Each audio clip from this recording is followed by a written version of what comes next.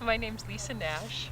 How I might define myself as a being, that could really go on for a long Well, time. we have 3 or 4 minutes. So. Well, in the context of this, I am a holistic healthcare provider.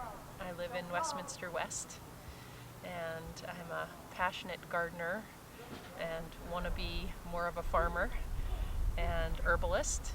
And I really need to feel like my life is embodying what I know to be true, which is that the way that we've been organizing human life for the last couple hundred years is insane. It doesn't work, and we need to do something else. And Vermont is, I think, better positioned than almost anywhere else in the U.S. to do that, to make a transition that's somewhat workable. So I want to be part of that. And you've been here for a bit now. I think you were here last night and today.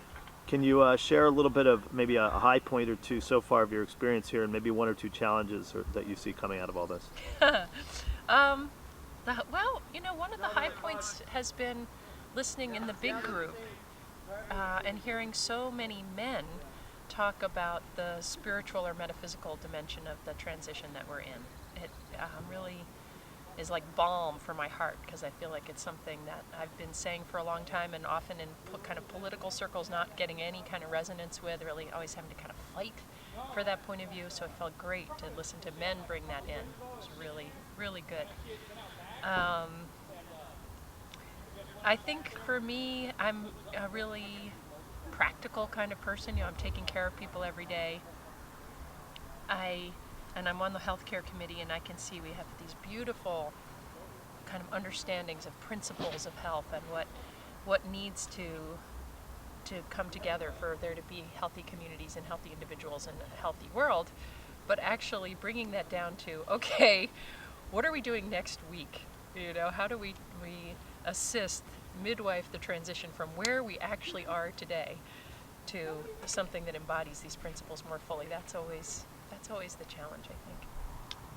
If you were able to leave as a legacy one contribution to a more autonomous or an independent Vermont, what would that contribution be, and what would you like that autonomous or independent Vermont to look like?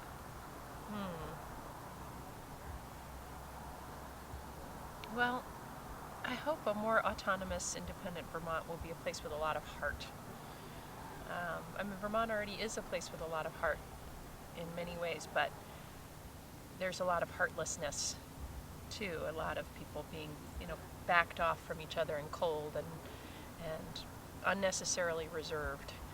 And I think there's a lot of more tangible things I'd like to leave behind, but the deepest one for me is really the intangible. I'd like to leave a Vermont that has more warmth. Not just climate-wise. I think Mother Nature's going to take care of that for me, but in terms of our ways of being with one another and with the land. Thank you. Is there anything else you'd like to add?